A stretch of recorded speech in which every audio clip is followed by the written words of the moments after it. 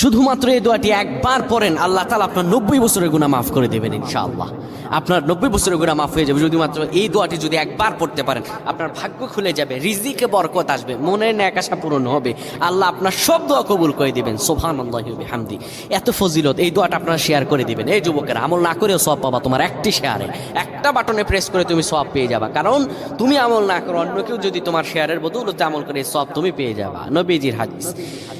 আমার ভাইয়েরা, আল্লাহর কাছে দোয়া করা, আল্লাহর কাছে দোয়া চাওয়া, এটি হলো মুমিনদের কাজ। আমার আল্লাহ বান্দাকে বলেন, বান্দারে উদউনি আস্তাজিব লাকুম, আমার কাছে চাও, আমার কাছে চাইলে আমি আল্লাহ তোমাকে দিয়ে দিব। কেউ যদি একবারে দোয়াটি পড়তে পারে, দোয়াটি হলো রব্বি ইন্নী যালামতু নাফসি ফাগফিরলি। কেউ যদি এই দোয়াটা একবার পড়তে পারে, আমার আল্লাহ তাআলা তার 90